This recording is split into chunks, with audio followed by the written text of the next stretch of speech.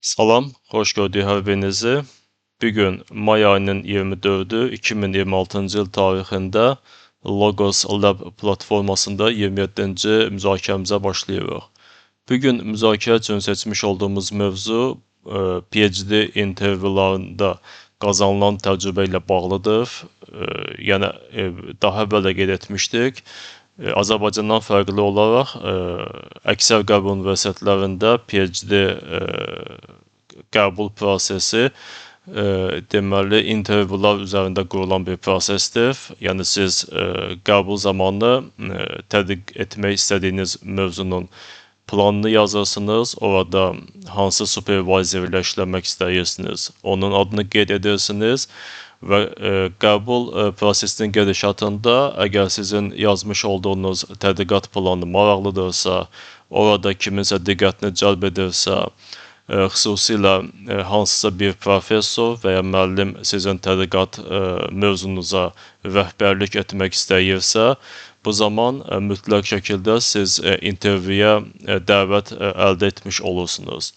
İndi əsas məsələ belədir ki, həmin intervyudan necə uğurla keçmək lazımdır, yəni burada hansı məqamlara diqqət yetirmək lazımdır və bu istiqamətdə mənim qazanmış olduğum şəxsi təcrübə ilə bağlı bəzi məqamları qeyd etmək istəyirəm. Yəni onların doğru və yaxud yanlış olması ehtimallı təbii ki mümkündür. Yəni mən rəsmi olaraq qəbul komissiyasının üzvü deyiləm və yaxud bu istiqamətdə fəaliyyət göstərən hər hansı bir təhsil eksperti deyiləm. Sadəcə olaraq bu prosesdə mənim üçün maraqlı olan, diqqətimi cəlb edən və faydalı hesab etdiyim bəzi məqamlar vardır ki, həmin məqamları sizinlə paylaşmaq istəyirəm. Mən belə hesab edirəm ki, yəni istənilən bir intervyuda olduğu kimi PhD intervyu prosesi də bu öncədən hər hansı bir məqamların, detalların əzbərlənməsi ilə bağlı olmalı deyil. Yəni bu bir növ yaddaş testi deyil, yəni memorization testi deyildir. Yəni siz əvvəldən hər hansı bir mətn yazıb, orada sizə verilən suallara konkret necə cavab verəcəyinizə dair bir məqamları qeyd edib, daha sonra onları əzbərləyərək intervyudan uğur qazanmağınız prinsipcə bu güman çox aşağıdır, bu ehtimal çox aşağıdır. Yəni müəyyən bir sualları qeyd etmək olar. Təbii ki, yəni hansı bir sualları siz eşidə bilərsiniz, onları güman etmək olar və siz təqribən özünüzdə bir alqoritm qura bilərsiniz. Yəni bu suallar verilərsə, mən bu suallara hansı istiqamətdə cavab verə bilərəm. Amma konkret olaraq cavabların əzbərlənməsi, yəni bu akademik səmimiyyətin aşağı düşməsinə gətirib çıxaran amillərdir. Yəni mühüm olan akademik səmimiyyətdir. Yəni siz səmimi şəkildə həmin suallara necə cavab verə bilərsiniz, özünüzü necə ifadə edə bilərsiniz. Bu xeyli dərəcədə situativ bir prosesdir. Yəni konkret həmin situasiyada, həmin şərtlər altında sizin verə biləcəyiniz cavabların, yəni 100% əvvəldən əzbərlənməsi qeyri-mümkündür. Əgər əzbərləməyə çalışsanız, yəni bu həm səmimiyyətin aşağı düşməsinə gətirib çıxaracaq, həm də ümumiyyətlə süni bir effektin yaranmasına gətirib çıxaracaq ki, son nəticədə bu sizin, yəni həmin intervyudan müsbət feedback ala bilmək ehtimalınızı aşağı salmış olacaq. Deməli, yadda saxlayacağımız birinci məqam bu akademik səmimiyyətin qorunub saxlanmasıdır. Mümkün qədər situativ şərtlər daxilində canlı dialoqun qurulmasına cəhdin edilməsidir və mümkün şərtlər daxilində öncədən hər cür əzbərçilikdən, yəni konkret şablon cavabların yaddaşa köçürülməsindən qaçmaq lazımdır. Deməli, bu bizdə yadda saxlayacağımız birinci əsas məqamdır. İkinci əsas məqam isə bu biliklərdən başqa, yəni sizin öz deməli tədqiqat sahənizə aid olan biliklərdən başqa sizin nə dərəcədə arqument qura bilmək bacarığınız ilə bağlıdır. Yəni ümumiyyətlə biz dəfələrlə fəlsəfə haqqında danışan zaman qeyd etmişdik. Yəni bilik nədir? Yəni bu əsaslandırılmış doğru inamdır. Yəni klassik nəzəriyyə bunun üzərində qurulur. Və burada diqqət yetirirsinizsə, biz bilikdən danışan zaman həmişə və həmişə nəyə vurğu edirik? Yəni, inandığımız bir şeyin, doğru hesab etdiyimiz bir şeyin əsaslandırılmasına. Yəni, bu təbii ki, yalnız fəlsəfə ilə bağlı deyil. Yəni, siz istənilən bir elm sahəsi üzrə əgər tədqiqat aparmaq istəsəniz, təbii sizdə birinci nə olmalıdır? Yəni, tədqiq etmək istədiyiniz bir hipotez olmalıdır.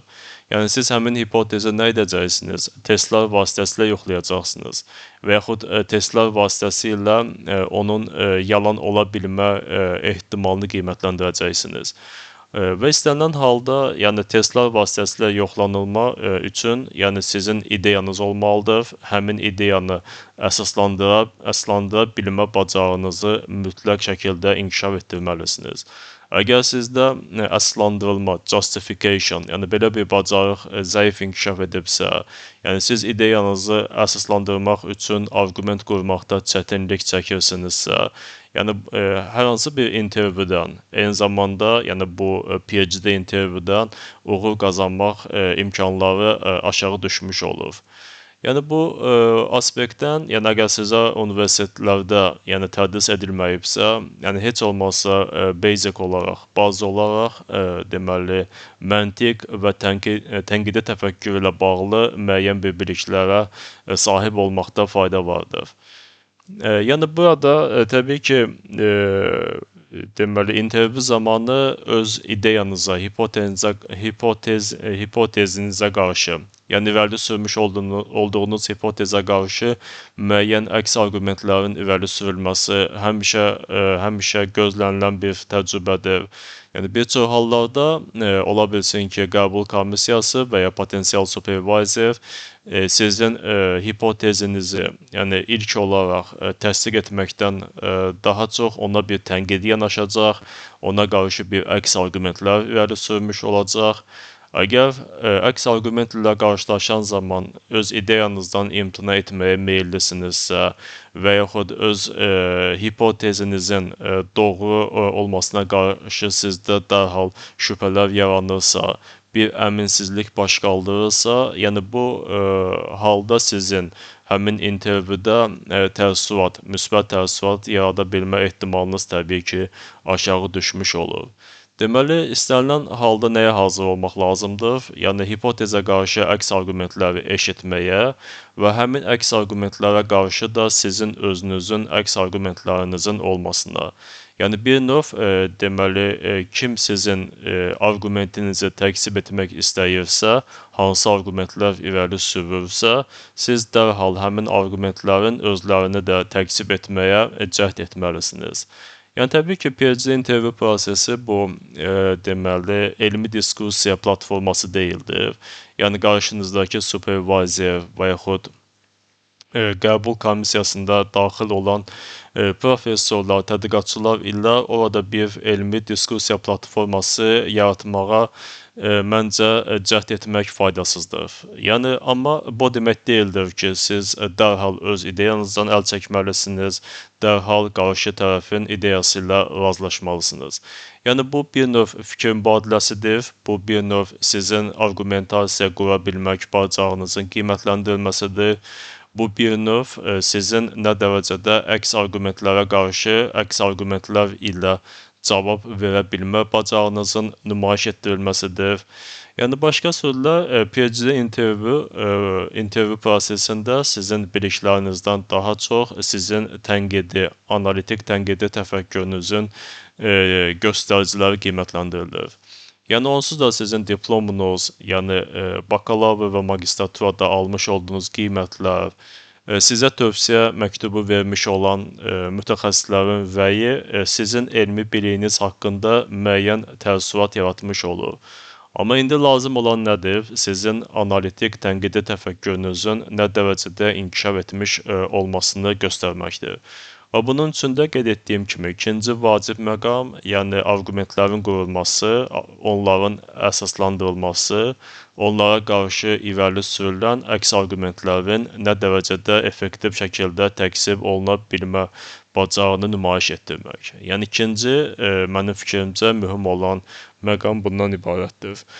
Və üçüncü, deməli, qeyd etmək istədiyim məqam bu, deməli, akademik vizyonun mövcud olmasıdır.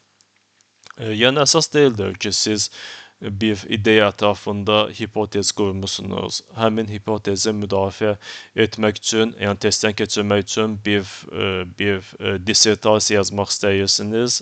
Yəni, əsas bu deyildir. Əsas odur ki, yəni sizin tədqiq etmək istədiyiniz ideyanın tətbiq sahələri məhz hansı deməli domenlərdə mövcuddur. Yəni siz bu biliyi harda tətbiq etmək istəyəcəksiniz? Yəni həmin biliyin tətbiq sahəsinə dair sizin vizyonunuz nədən ibarətdir?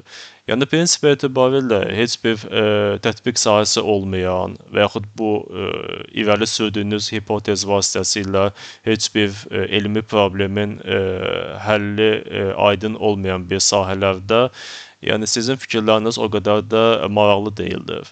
Yəni mühüm olan, yəni adətən PhD proses, yəni bu əgər qəbul olsanız, bu adətən 3 illik bir prosesdir və siz realistik şəkildə 3 il ərzində hər hansı bir problemi həll edib nəticəni ortaya qoymalısınız.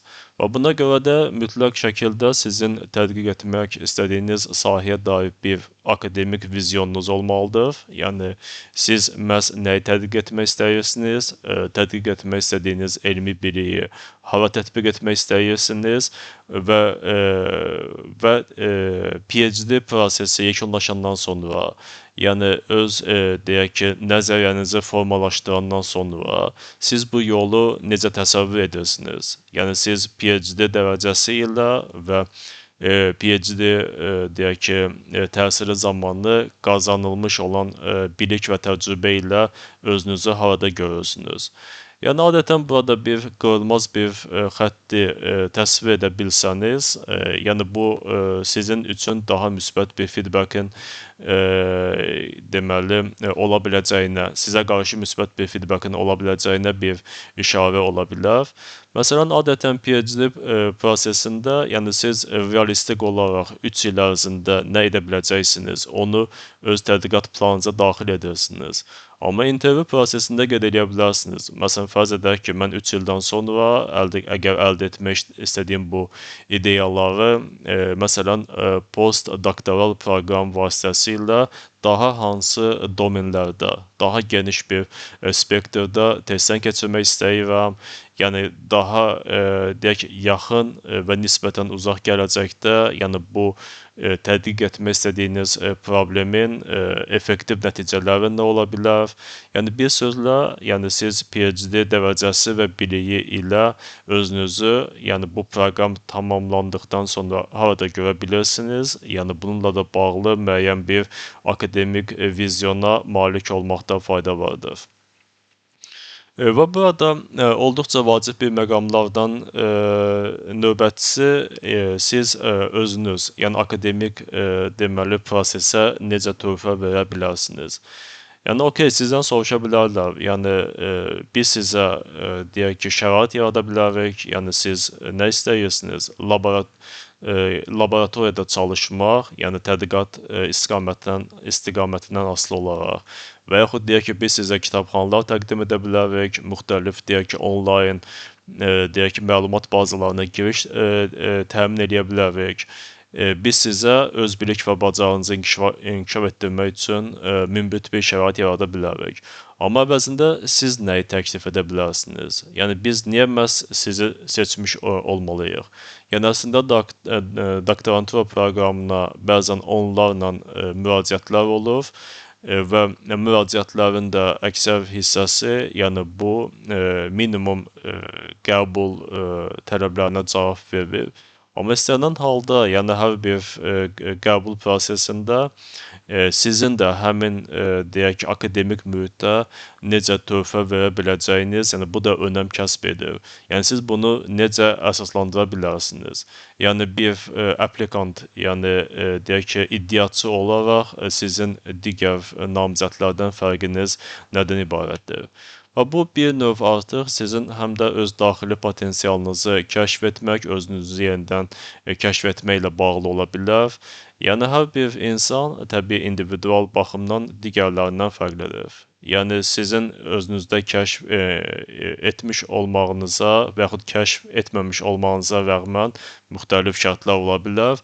Yəni sizi digərlərindən fərqləndirən unikal nəsə olmalıdır. Yəni bu istər sizin şəxsi həyat təcrübənizlə bağlı ola bilər, bu sizin deyək ki, təhsil təcrübənizlə bağlı ola bilər, bu sizin maraq dünyanızla bağlı ola bilər. Yəni bunların hamısını analiz edərək, yəni sizi siz edən, sizi digərlərindən fərqləndirən, məhz niyə sizin bu proqram üçün daha layiqli olmağınızı arqumentləşdirən bir sübutlar, bir əsaslar tapmaqda fayda vardır. Əgər bunu effektiv şəkildə təqdim edə bilərsinizsə, bu təbii artıq sizin barənizdə müsbət bir təəssüratın yaranmasına gətirib çıxaran növbəti bir deməli məqam ola bilər. Və hər bir PhD intervyu prosesinin yəni çox mühüm tərkib hissəsi, yəni sonda adətən sizdən soruşacaqlar, yəni sizin bizə sualınız nədir? Yəni ola bilər ki, bu o qədər də sizin üçün maraqlı olmaya bilər, sanki bunu bir formal prosedur kimi qiymətləndirə bilərsiniz. Yəni mənim deyə bilərsiniz, mənim prinsipcə heç bir sualım yoxdur. Sanki əgər sizin sualınız olmasa, bu sizin daha bilikli, daha təcrübəli olmağınıza dəlalət edən bir vəziyyət ola bilər. Amma belə deyil. Yəni sualın olması, yəni bu iki istiqamətdə vacib bir məqamdır. Birinci məqam, əgər sizin sualınız varsa, bu deməkdir ki, sizin həm də öyrənmək istəyiniz vardır. Əgər sualınız yoxdursa, deməli siz artıq hər bir şey bilirsiniz. Əgər hər bir şey bilirsinizsə, deməli siz PhD proqramından çox da böyük gözləntiniz yoxdur. Amma sualın olması o deməkdir ki, siz məhz nəyisə öyrənmək üçün bu proqrama qoşulmaq istəyirsiniz. Və proqrama qəbul prosesində mühüm olan o psixoloji məqamlardan biri məhz öyrənmək istəyən namizədlərin həmin proqrama cəlb edilməsidir. Əgər bir insan hər şeyi bildiyini hesab edirsə, yəni artıq suallarına cavab tapdığını hesab edirsə, deməli artıq onun deməli təhsil almasına ehtiyac yoxdur. Amma əgər təhsil almasına ehtiyac varsa, deməli həmin insanın hələ də cavabsız olan sualları vardır və həmin namizəd, həmin insan məhz təhsil vasitəsilə həmin suallarına cavab tapmaq istəyir. Yəni birinci vacib məqam baxın bundan ibarətdir. Deməli istənilən halda hər bir PhD intervyu prosesində sizin öncədən verə biləcəyiniz deməli 2 ya 3 hazır suallar olmalıdır. Yenə də mən qeyd etmirəm ki, yəni bu süni surətdə bir hazırlanmış bir suallar olsun. Çünki əgər memorization varsa, əzbərlənmə varsa, bu süni təsir effekti yaradır. Amma istənilən halda, əgər siz evdə oturub fikirləşsəniz, yəni universitetin qəbul prosesində iştirak edən supervisorlar, professorlar, tədqiqatçılar, yəni onların tədqiqat sahəsi ilə bağlı qısaca bir araşdırma aparsanız, yəni sizin üçün maraqlı olan, sizin bir çox aspektdən sizin üçün bir aktuallıq kəsb edən bir tədqiqat təcrübəsinə rast gəlmiş olacaqsınız. Yəni ola bilməz ki, yəni siz bu onların tədqiqat təcrübəsi ilə tanış olduqdan sonra sizdə maraqlı suallar yaranmasın. Əgər təbii ki, həmin suallar sizdə yaranırsa, bir təbii şəkildə sizdə bir maraq yaranırsa, siz həmin suallarınızı, yəni həmin maraqları ifadə edən sualları həmin intervyuda deməli paylaşsanız, bu sizin xeyrinizə olan müsbət məqamlardan biridir. Həm də sualların verilməsi, yəni digər istiqamətdə nəyin göstəricisidir? Yəni siz hazır təlimat gözləmirsiniz. Yəni PhD tədqiqat prosesi, yəni bu bakalavr və yaxud master təhsil prosesi deyil. Yəni burada sizin hazır təlimatlar gözləməkdən daha çox özünüzün də müəyyən bir təşəbbüslərlə çıxış etməyiniz, müəyyən bir istiqamətlərdə individual təhsil planı qurmağınız mühüm əhəmiyyət kəsb edir. Yəni sualların olması o deməkdir ki, deməli siz yəni gələcəkdə potensial bir supervisordan və yaxud hər hansı bir professordan deməli hazır təlimatlardan başqa özünüzün də təklif edə biləcəyiniz, özünüzün də müəyyən bir təşəbbüslər irəli sürə biləcəyiniz bir keyfiyyətləriniz vardır. Belə bir istəyiniz, belə bir meyliniz vardır. Yəni belə, bu gündən müzakirə etmək istədiyim ümumi məsələlər bunlardan ibarətdir və suallarınız olarsa ünvanlaya bilərsiniz. Sağlıq olsun, gələn həftədən etibarən yenidən ayrı-ayrı deməli fəlsəfi mövzularda müzakirələrimizə davam edəcəyik. Oldu, hələlik.